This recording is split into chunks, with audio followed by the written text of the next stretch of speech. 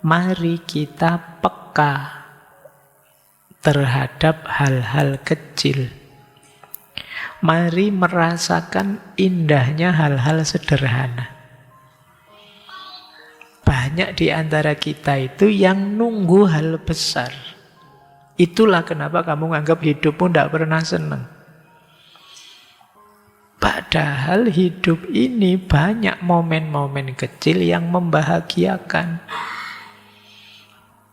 Ngopi misalnya, nongkrong, mungkin ya ngopinya ditraktir teman saja sih kan ya tetap enak. Jadi bahkan mungkin lebih enak kalau ditraktir itu. Secangkir kopi, secangkir teh hangat, kamu nongkrong di depan, angin sepoi-sepoi, itu kan indah, itu kan enak.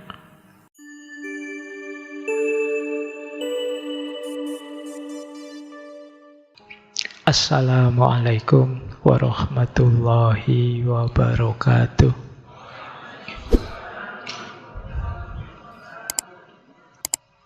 Baik teman-teman, bismillah.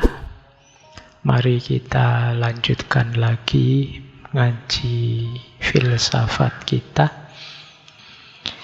Yuk kita pelajari pelan-pelan ya filosofi ini. Mono no aware itu satu kepekaan, jadi rasa yang muncul dalam diri kita tentang kefanaan sesuatu. Jadi ketika kita melihat sesuatu, secara sekaligus muncul rasa sedih, rasa terharu, karena nanti sesuatu ini berlalu, berpadu dengan ketakjuban, karena betapa indahnya sesuatu itu saat ini, dan keindahan itu nanti akan berlalu. Asiknya ya jadi anak muda, tapi sekaligus kamu sadar, saya tidak akan muda terus. Nah itu mono no aware. Kayak kamu berkaca terus, masih cakep ya, tapi saya yakin tidak akan begini terus besok. Itu mono no aware. Jadi melihat segala sesuatu, ya kamu resapi indahnya, sekaligus kamu resapi kesementaraannya. Nah, jadi kita melihat apa saja, terus menyadari dua karakter dari sesuatu itu sekaligus. Indahnya dan sekaligus sementaranya. Karena keindahan apapun itu pasti sementara kalau di muka bumi ini. Dan segala sesuatu ya pasti ada indahnya. Jadi ketika kamu bisa ketemu dua-duanya sekaligus, tersentuh hatimu. Jadi berarti nanti tema mono no aware ini tema kita untuk bagaimana sih kita meresepsi, menyerap keindahan itu sekaligus menyadari kesementaraannya. Itulah mono no aware. Sekarang kita lihat ya, dasar-dasar berpikirnya mono no aware ini. Pelan-pelan, ringkesannya tadi, sekarang detailnya. Yang pertama, mari kita peka terhadap hal-hal kecil. Mari merasakan indahnya hal-hal sederhana. Banyak di antara kita itu yang nunggu hal besar. Itulah kenapa kamu nganggap hidupmu tidak pernah senang. Padahal hidup ini banyak momen-momen kecil yang membahagiakan. Ngopi misalnya, nongkrong, mungkin ya ngopinya ditraktir teman saja sih kan ya tetap enak. Jadi bahkan mungkin lebih enak kalau ditraktir itu. Secangkir kopi, secangkir teh hangat, kamu nongkrong di depan, angin sepoi-sepoi, itu kan indah, itu kan enak. Lihat orang senyum, kamu tidak punya pasangan tapi lihat ada pasangan di depanmu senyum-senyum seneng kan, kamu ikut meringis-meringis gimana gitu. Indah loh ya kamu jadi obat nyamuk di situ, tapi kan asik. Ada indahnya kok apa-apa itu, tapi sering kamu lupakan. Nanti ya coba kalian ngaji malam ini, itu kan banyak yang berjuang biar tidak ngantuk. Wah, kadang lenyap sebentar, hadir lagi, sebentar lagi. Loh, itu kan kamu tersiksa malam hari ini. Tapi ketersiksaanmu malam hari ini itu indah. Buktinya apa? Nanti besok kamu akan cerita, wah dulu saya ngaji filsafat itu. Mungkin kamu ceritakan pada anakmu betapa perjuanganmu. Bapak dulu, wow berjuang nak ngaji itu sampai ngantuk-ngantuk sampai sore. Kan kamu ceritakan padahal ya nggak paham ngajinya, dapat ngantuknya. Tapi kan seru, indah untuk diceritakan. Momen-momen konyolmu dulu zaman sekolah, lucu-lucumu, itu kan indah. Makanya saya bilang, kadang-kadang sesuatu itu pahit, tapi ketika bentuknya berubah jadi nostalgia, jadi indah. Kamu dihukum gurumu, disuruh lari muteri lapangan 5 kali. Itu kan pahit kamu. Tapi sekarang kamu cerita itu ketawa-ketawa. Kalau pas reuni ketemu gurunya, kamu senyum-senyum ketawa. Wah, bapak dulu ngukum saya, seru. Jadi hidup itu seindah itu. Cuma kita ini seringkali nganggep hidup indah itu kalau kaya raya. Hidup indah itu kalau jabatan tinggi. Hidup enak itu kalau punya uang banyak. Kalau yang bisa senyum, bisa menikmati hidup hanya yang kaya-kaya, ya berapa banyak orang sengsara dalam hidup ini. Toh faktanya banyak orang yang mungkin tidak punya uang banyak tapi masih bisa ketawa-ketawa. Mungkin tidak terlalu pintar, ilmunya tidak banyak juga, tapi ya masih bisa senyum-senyum. Tapi itu momen-momen hidup yang indah. Ayo kita nikmati yang kecil-kecil. Dalam hidup, misalnya kamu, wah sudah 3 hari ini saya makannya cuma Indomie, terus tidak apa-apa, itu ya indah juga kok. Buktinya ya nanti mungkin ketika kamu kaya, kamu kangen lagi sama Indomimu. Jadi orang-orang yang punya mono no aware tidak melewatkan momen-momen kecil. Bahkan mungkin sekedar sampah. Bahkan mungkin sekedar, apa ya, kalau kamu di rumah kadang nonton, ada semut jalan iring-iringan banyak, itu unik ya, lucu, indah, rukunnya mereka. Kayak gini selalu ada sisi indahnya kok dalam hidup itu. Daun jatuh, daun rontok itu kan kita hanya nganggapnya sampah, tapi ada indahnya kalau kamu mau meresapi sisi indahnya. Jadi ini dasar berpikir pertama. Hati yang peka menemukan kebahagiaan dalam hal-hal yang sederhana. Ditajamkan hatimu buat kamu peka. Jadi ternyata yang membuat hidup ini indah bukan yang di luar diri, tapi situasi dalam dirimu. Hatimu yang bisa menangkap keindahannya.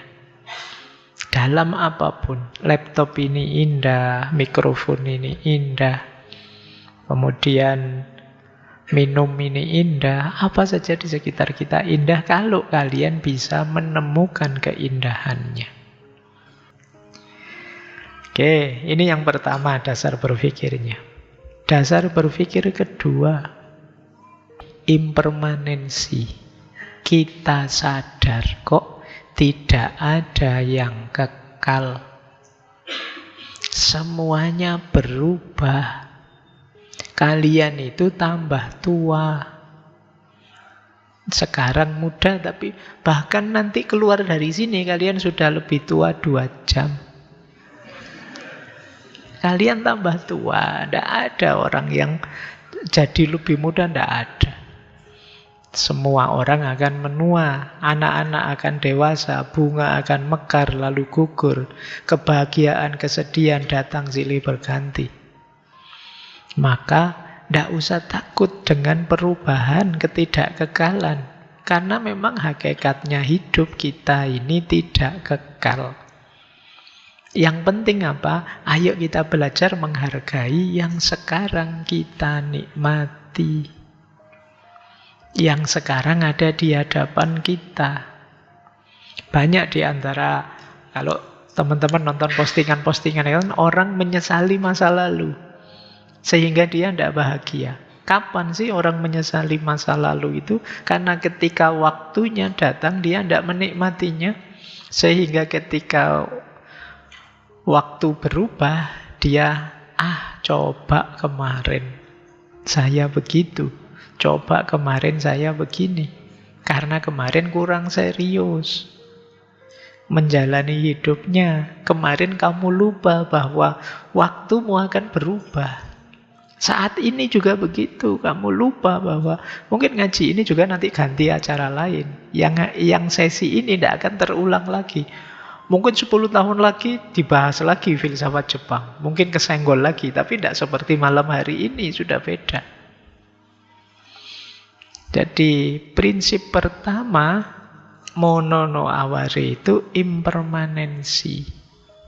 Tidak kekal. Kamu ngotot seperti apapun, waktu akan berjalan, zaman akan berubah, segalanya akan menua, lapuk, layu, mati, ganti. Termasuk dirimu. Berarti apa? Mumpung masih ada waktu, nikmati hidupmu, biar kamu lebih bersyukur. Tidak usah gaya, Pak, saya masih muda, Pak, usia saya lebih panjang. Kata siapa? Tidak ada jaminan kalian yang merasa masih muda terus usiamu lebih panjang. Yang jelas sekarang kalian masih punya waktu, tidak tahu untuk berapa waktu ke depan. Tapi yang jelas kepegangkan saat ini, maka nikmatilah saat ini, hari ini. Mungkin teman-teman hari ini banyak yang hidupnya sudah di masa depan. Tiap hari kamu mikir, besok jadi apa ya? Bisa gini atau gitu ndak ya? Besok bisa kaya ndak ya? Bisa dapat triliunan ndak ya? Kerja di mana ya? Kamu kan selalu pikiranmu hari ini di masa depan. Tidak salah sih. Tapi ketika itu membuatmu lupa menikmati hari ini, lupa hidup dengan versi terbaik hari ini, kemungkinan besok kamu akan menyesal. Jadi kalau kamu ingin memang masa depanmu cerah secerah harapanmu, persiapannya hari ini, sekarang, tidak besok. Jadi yang kamu rasakan besok, itu yang kamu lakukan hari ini. Yang kamu rasakan hari ini, itu sebenarnya buah yang kamu rasakan kemarin. Ini kan dulu pelajaran dari Cokro Manggilingan kalau di filsafat Jawa. Taklukkan 3 waktu ini. Masa lalu, masa kini, dan masa depan. Menaklukkannya ya dari masa kini. Karena kamu tidak bisa kembali ke masa lalu, tidak bisa meloncat ke masa depan, kecuali dalam film. Kalau film gampang, kembali ke masa lalu. Atau loncat ke masa depan dengan santainya. Kalau hidup susah, yuk ganti lini masa saja, ganti. Nanti nyari alam yang paralel dengan dunia ini. Siapa tahu di sana versi diri kita yang lain kan gitu. Itu film yang ada begitu. Tapi kembali ke dunia nyata. Hidupmu itu hari ini, sekarang, dengan variabel yang kamu lihat, kamu hadapi sekarang. Jadi ini yang di dasar berpikir kedua. Segalanya tidak kekal. Berarti apa? Kalau kamu sedang senang, sedang sedih, santai saja. Senang tidak usah se-hype itu, sedih tidak usah se-drop itu. Kenapa? Tidak kekal. Pak, katanya siapa ndak kekal. Saya merasa sejak kecil saya tuh hidup susah terus gitu kan. Kan ada orang yang ngomong gitu. Saya coba dicek bener ndak sih? Sejak kecilmu susah terus, jangan-jangan pikiranmu saja yang melihat sisi susahnya hidupmu. Melupakan sisi gembira yang sebenarnya juga kamu alami tapi ndak kamu hitung.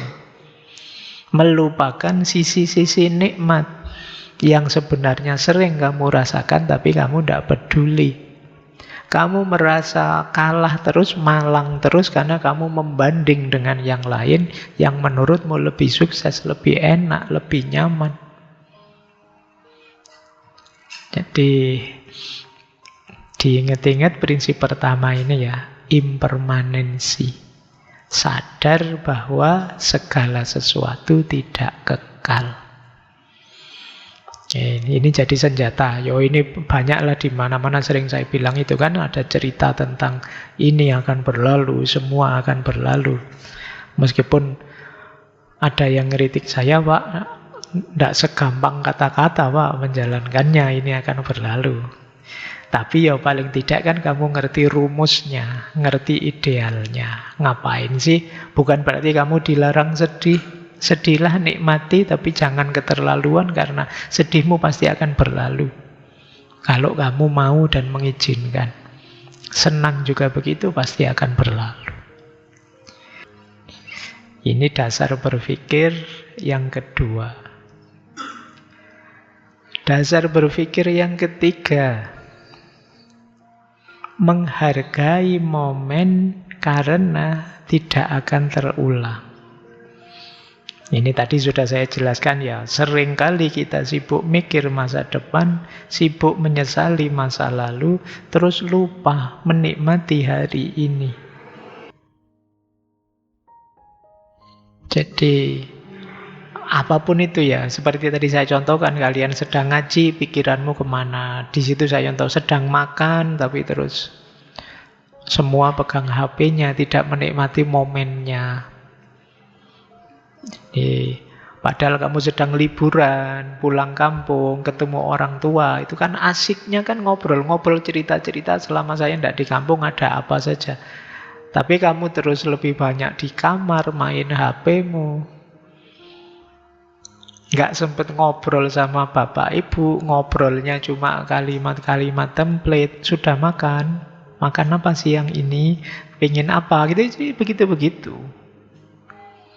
Tidak ada obrolan yang lebih panjang, lebih intim, menikmati kebersamaan.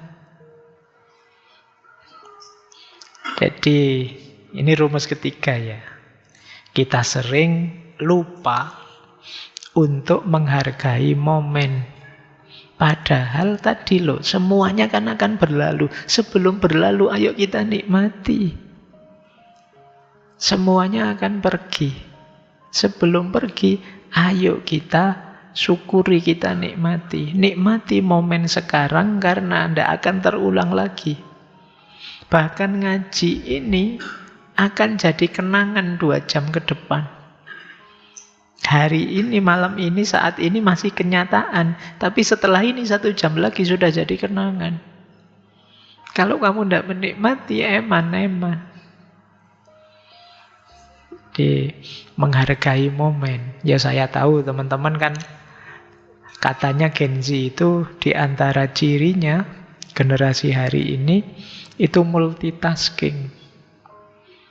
Tidak betah melakukan satu aktivitas di satu waktu. Jadi mesti disambi macam-macam. Jadi mungkin disambi ngobrol, disambi main HP, disambi kita tidak betah. Untuk satu momen kita nikmati sampai dalam. Multitasking mungkin hebat karena di satu waktu kita melakukan banyak aktivitas. Mungkin juga produktif, tapi terlalu banyak aktivitas di satu waktu, pastinya kita tidak bisa menikmati masing-masing aktivitas karena perhatian kita terpecah. Kayak kamu nonton bola sambil makan Indomie. Itu kan bolanya sama Indominya itu ya bodoh setengah-setengah. Nonton bolanya tidak terlalu khusyuk karena menikmati Indomie. Nikmatnya Indomie juga tidak terlalu terasa karena sambil kamu fokusnya pecah ke bola. Apa saja coba kamu cek ya. Akhirnya hidup ini jadi rasanya tidak ada enaknya, tidak ada nikmatnya. Kamu ngejar target ini, target itu. Kadang-kadang saya lihat di YouTube ada yang nonton bola sambil live streaming, sambil teriak, cerita, sambil itu kan pasti fokusnya pecah-pecah itu. Antara melihat, menikmati, cerita di live streamingnya dia. Nah, ya tidak salah sih, itu kan haknya tiap orang mau apa saja. Tapi yang terlewat apa? Menikmati. Padahal tadi sudah sadar hidup ini sementara. Loh, kalau hidup ini sementara, ya ayo kita manfaatkan setiap detiknya. Jangan dibiarkan berlalu begitu saja. Coba nanti mau tidur ditanya dirinya, hari ini sudah melakukan apa yang penting, sudah dapat apa? Yang patut kita syukuri hari ini apa? Sebut 5 hal misalnya. Yo, cari yang detail ya, jangan yang umum. Nah, kalau saya masih bernafas, Pak, saya masih, ya lah, otomatis begitu. Iya, itu. Kalau itu tidak usah disebut, tapi coba cari yang lebih spesifik. Pak, hari ini saya nolong orang nyebrang, Pak. Hari ini saya apalah gitu, bantu ini, bantu itu. Hari ini saya menyelesaikan tulisan saya, Pak. Hari ini coba sebut itu. Jadi kamu bisa memanfaatkan momen. Kenapa? Karena hari ini tidak akan kembali lagi. Alhamdulillah saya sudah melakukan banyak hal penting hari ini. Nah, coba biasakan hidup begitu, kalian akan lega dan puas dengan hidupmu. Tidak ada lagi keluhan, tidak sadar Pak, sudah Jumat lagi, sudah Sabtu lagi. Tidak akan mengeluh begitu. Kenapa? Kamu sudah memanfaatkan tiap detiknya. Ya, boleh dirancang mulai besok. Jadi, hari ini saya ingin melakukan 3 hal yang berarti biar hari ini berlalu penuh makna. Apakah itu mungkin baca buku, menamatkan tulisanmu, apakah itu bantu orang tua, atau menamatkan buku apa. Masa Pak, ya buku 100 halaman itu saya sudah setengah bulan ini tidak selesai-selesai Pak bacanya. Dapat 2 halaman ketiduran, dapat 3 halaman ketiduran. Ayo ditantang dirinya dong. Bisa ndak 1 hari besok tamat 100 halaman. Ketika sudah, kamu bangga dengan dirimu. Bisa ternyata saya. Jadi dasar yang ketiga, hargai momen. Kemudian, dasar berpikir yang keempat adalah menghadapi segala sesuatu melahirkan kesedihan atau keharuan yang indah, bukan kesedihan atau keharuan yang menghancurkan. Jadi ketika kita sadar semua akan berlalu, itu kan ada sedihnya. Tapi kesedihan ini membuat kita semakin menghargai hidup. Kalian kan sering kan seneng sih, bahagia sekali sampai nangis. Nangis itu kan sering disimbolkan ketika orang sedih. Tapi ini sedihnya karena kamu merasa berharga. Merasa masih punya waktu. Kayak orang tua lihat anaknya menikah, kan terus nangis. Sedih. Tapi sedihnya bukan karena sedih yang gimana-gimana. Memang waktunya anak-anak harus pisah dari orang tuanya. Kalau tidak begitu dia tidak mandiri. Tapi nangis ini bukan berarti ingin agar yang terjadi jangan terjadi. Tapi menunjukkan bahwa aku sangat tersentuh. Aku sangat terharu. Aku relate dengan situasi itu dan aku sedih karena sangat berarti. Kayak ya tadi ya, kalian punya sahabatan terus pisah karena dia mungkin studi lanjut kemana, itu kan sedih. Dia berangkat rasanya ganjel. Tapi sedihnya bukan karena tidak terima ada begitu. Saya terima, tapi karena saya menganggapmu sangat berharga, momen perpisahan ini menyedihkanku. Sama kalau ada misalnya kalian anggota keluarga meninggal, itu kan sangat sedih. Sedihmu kenapa? Ya itu tadi, karena kamu sangat menghargai momen-momen bersama dia. Maka ketika ditinggal, rasanya berat, rasanya pahit. Dan kamu sedih, tapi sedih yang menghidupkan, bukan sedih yang menghancurkan. Jadi bayangkan ya, kalau kamu punya teman, punya sahabat, terus pamit, aku pergi ya. Alhamdulillah kamu pergi. Kamu berarti tidak sahabat beneran. Tidak terlalu terikat dengan kita, tidak terlalu nyambung. Justru ketika kita dekat, ketika kita nyambung, terus kita merasa sedih menghadapi perpisahan itu. Nah, berarti apa? Ketika kita bareng-bareng dengan dia, kesadaran bahwa sekarang kita bareng-bareng, besok mesti ada momen kita berpisah. Maka nikmati momen yang masih kita miliki saat ini. Jangan disia-siakan. Itu yang dimaksud. Jadi ketika berpisah memang ada sedihnya, ada harunya. Ya memang kebersamaan itu mengandung unsur perpisahan. Itu yang membuatmu sedih. Tapi sedih yang membuatmu semakin ingin menikmati, semakin menghargai hidup ini. Wah, ini nanti mungkin kalau sudah lulus kita tidak bareng-bareng lagi. Yuk, mumpung kita bareng-bareng, kita manfaatkan kebersamaan ini secara positif. Biar nanti tidak nyesel. Nah, itu yang dimaksud keharuan yang indah, bukan kesedihan yang menghancurkan. Lanjut.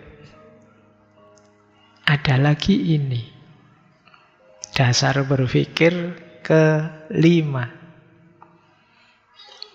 yaitu empati terhadap manusia maupun alam. Jadi ini masih berawal dari segalanya fana. Ketika segalanya fana nanti akan berlalu, semuanya sementara, kita sadar kebersamaan kita dengan apapun ya kadang senang, kadang sedih, kadang berubah, kadang kehilangan. Kesadaran ini membuat kita empatik. Jadi kita jadi dekat dengan sesama, kita juga dekat dengan bahkan alam. Kita belajar menghargai alam. Kalau ada pohon ditebang kok rasanya tidak tega ya. Karena pohon itu selama ini bagian dari hidup kita, menemani kita. Semakin kita sadar tentang rapuhnya hidup, semakin kita sayang terhadap apa saja yang nanti akan berlalu.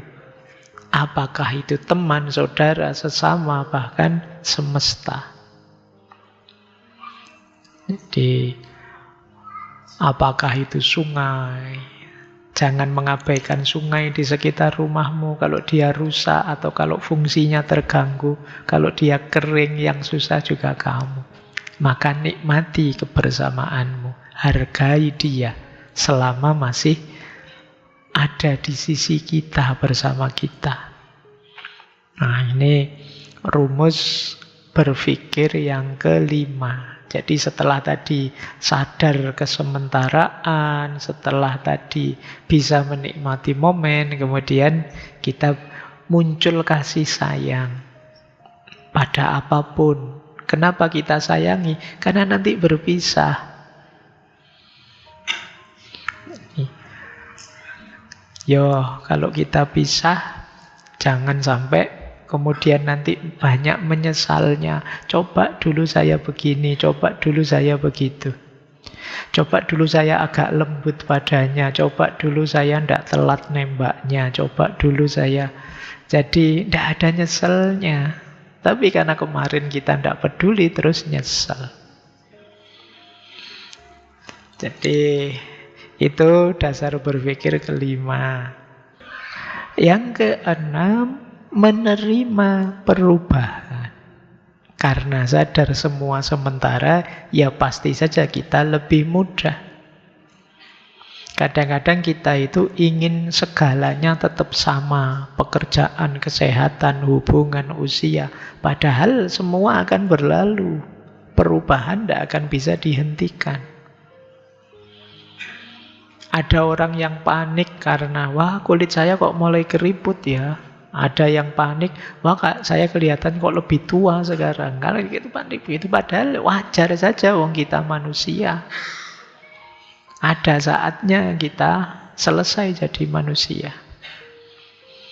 Tugas kita hari ini, castingnya kan hari ini paling sampai usia-usia berapa, terus kita tidak ada lagi di atas panggung dunia ini. Ya kecuali cerita kan, kalau dicerita ada ya orang yang tidak mati-mati sejak dulu. Kayak film itu dulu, Highlander. Itu Highlander tidak mati-mati, mati hidup lagi.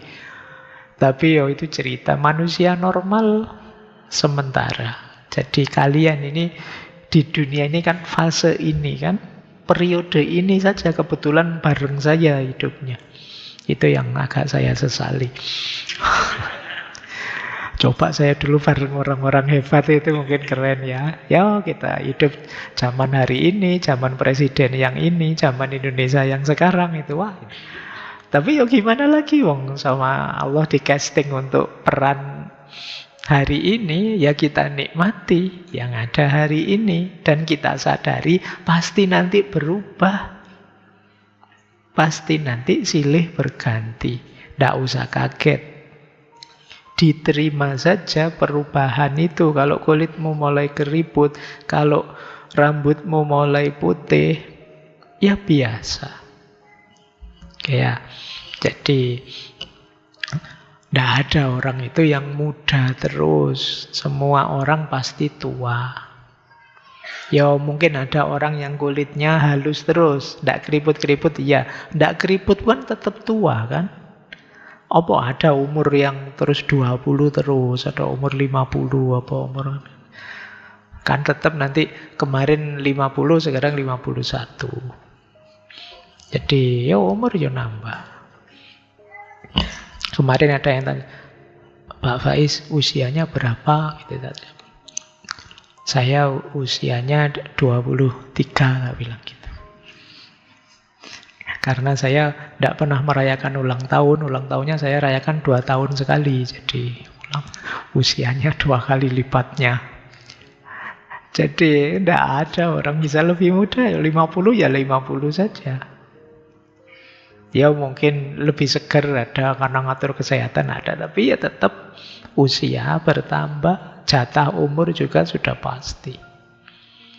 Maka terimalah perubahan. Ya, jadi kalau kalian punya pasangan besok kadang-kadang kalau gegeran kan begitu. Kamu sekarang berubah, tidak seperti yang dulu. Ya manusia yang mana yang tidak berubah? Tugasmu adalah semoga perubahan itu membawa dampak kebaikan. Tambah tua, tambah bijaksana sekarang. Tambah tua, wawasannya tambah luas. Tambah tua, tambah sabar. Nah, itu perubahan yang ke arah lebih positif. Oke, jadi ini dasar berpikir ke-6. Jadi 6 dasar berpikir menyikapi hidup ini. Kita lanjutkan. Nah, sekarang kita perdalam lagi makna-maknanya ya. Dari Monono Aware ini. Makna pertama. Tadi waktu kita merasakan fananya sesuatu, sementaranya sesuatu, itu kan kita terharu. Kita tersentuh, sedih. Tadi saya kasih rumus, bukan sedih yang menghancurkan. Tapi sedih yang menguatkan kemanusiaan. Jadi tidak semua kesedihan itu buruk. Kalau di Monono Aware tadi, patos atau kesedihannya, kesedihan yang positif. Saya jelaskan di situ, kalau di psikologi modern, itu kan ada emosi negatif yang adaptif, ada emosi negatif yang destruktif. Emosi negatif yang adaptif itu ketika ada emosi negatif dalam diri kita, mungkin marah, mungkin kecewa, apalagi mungkin gelisah. Tapi terus kita jadikan pelajaran untuk jadi lebih baik. Ini namanya emosi negatif yang ada. Ketakutan misalnya, takut itu kan negatif. Tapi dari takut itu membuat kita jadi lebih hati-hati. Ini namanya emosi negatif yang adaptif. Semua orang punya kok emosi negatif selama dia masih normal. Tidak ada orang yang tidak punya emosi negatif. Tidak ada orang yang tidak pernah marah. Tidak ada orang yang tidak pernah kecewa. Tidak pernah takut. Selalu ada. Tapi ketika dia mengolahnya tepat, emosi negatif tadi bisa jadi jalan kita untuk tumbuh jadi lebih hebat, lebih baik. Kecewa, tapi dari situ kita sekarang tahu cara menghadapi orang biar tidak ditipu misalnya. Kita jadi lebih hebat. Marah sih, tapi dari situ kita belajar bahwa ada kalanya kita harus menarik diri dari keramaian misalnya. Nah ini emosi negatif yang adaptif. Mono no aware itu jenis ini. Bukan jenis yang kedua. Kalau jenis yang kedua, emosi negatif yang destruktif. Emosi negatif destruktif itu marah, tapi terus tidak terkontrol, terus ngerusak-ngerusak, kekerasan. Ini destruktif. Kecewa, terus putus asa, terus semua hubungan dihancurkan. Ini destruktif. Oke. Nah, mono no aware mengajarkan kita kesedihan itu bisa jadi jalan kita untuk tumbuh, bisa jadi jalan kita untuk bahagia.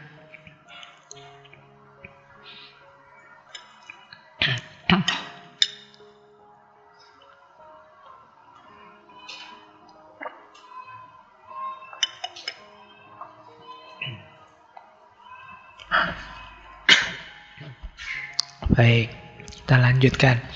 Ini emosi negatif yang adaptif. Tidak pakai ngamuk, yang penting batuk ya minum. Lanjut, jadi orang yang sehat secara psikologis bukan yang tidak pernah sedih, tapi yang mampu memberi makna pada kesedihannya. Oke, tandanya tua tidak boleh ditolak. Sudah mulai batuk.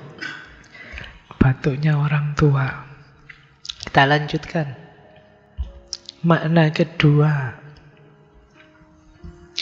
Kalau ini sejak tadi sudah kita sebut ya. Mindfulness. Hadir sepenuhnya. Ini dulu kita waktu ngaji filsafat, sesi mindfulness sudah kita bahas panjang lebar ya. Bagaimana kita menikmati momen. Cirinya 3. Yang pertama, present awareness. Yang kedua, conscious observation. Yang ketiga, non-judgmental acceptance. Mono no aware tadi menyuruh kita menyadari momen, yang setiap momen itu istimewa, caranya dengan cara seperti mindfulness ini, yaitu hadir sepenuhnya. Sekarang, saat ini, di sini. Kata Ki Ageng Suryo Mentaram, saiki neng kene ngene aku gelem. Sekarang di sini seperti ini aku mau. Itu namanya menerima situasi, present awareness. Jadi kalian mengalami hidup sepahit apapun, boleh mengucapkan mantra ini. Saiki neng kene ngene aku gelem. Mungkin malam ini tempat dudukmu ndak asik, kamu ndak dapat sendenan misalnya, capek sejak tadi kamu ngulat-ngulet, ucapkan saja, saiki neng kene ngene aku gelem. Apapun itu, coba kalian ketika mengalami yang pahit-pahit, yang bagaimanapun, terima saja. Present awareness. Terus yang kedua, conscious observation. Conscious observation itu menyadari dengan penuh perhatian. Sadari dulu dirimu, jangan kesusu bereaksi. Oh, saya sedang ditipu orang ini. Oh, saya sedang salah ngomong ini. Oh, saya sedang... Jangan kesusu bereaksi. Itu yang disebut conscious observation. Dan yang ketiga, non-judgmental. Jangan dihakimi dulu. Saya keliru ngomongnya tadi. Nah, titik. Kadang-kadang terus kita hakimi.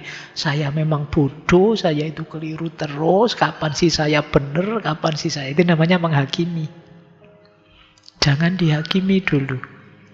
Berhenti di faktanya saja dulu. Oh, nilai saya jatuh semester ini, titik. Faktanya begitu. Nah, jangan kesusu dihakimi. Ini namanya mindful. Yang sering bikin ruwet kita dalam hidup itu biasanya penghakiman kita. Yang penghakiman itu jauh melampaui faktanya. Oke ya.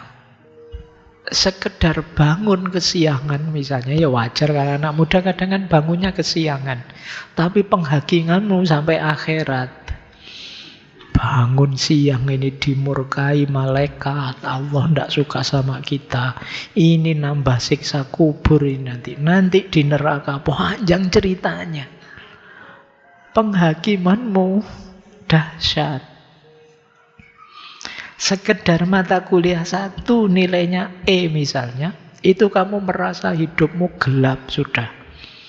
Ini nilai E, ini tanda saya tidak serius. Saya memang orang yang ngaco hidup saya itu. Orang yang tidak bagus ritmenya. Masa depan saya mesti gelap ini. Ini orang tua saya mesti juga kecewa dengan saya. Mesti masyarakat juga tidak suka dengan saya. Anak-anakku besok mesti tidak bangga padaku juga. Penghakimanmu luas sekali. Hanya mata kuliahmu 1 yang salah. Pikiranmu kemana-mana. Kamu tidak bisa sekedar berhenti, oh iya ya mata kuliah saya yang ini nilainya E, ya sudah besok tak ulang. Kan gitu aja selesai. Ngapain pikiranmu sepanjang itu? Iya saya salah ngomong tadi. Nanti kalau ketemu tak minta maaf lah. Kan selesai. Tapi kalian sering menghakimi dirimu sendiri sesadis itu. Jadi makanya dulu di sesi self-love pernah saya bilang ya, kalau yang kamu lakukan pada dirimu, kamu lakukan pada orang lain, mungkin orang lain ini sudah lapor polisi, sudah ngamuk, kamu ditantang gelut lama itu. Tapi karena pada dirimu sendiri ya kamu tidak sadar, kamu sudah terlalu kejam pada dirimu. Maka mindful, nikmati momen.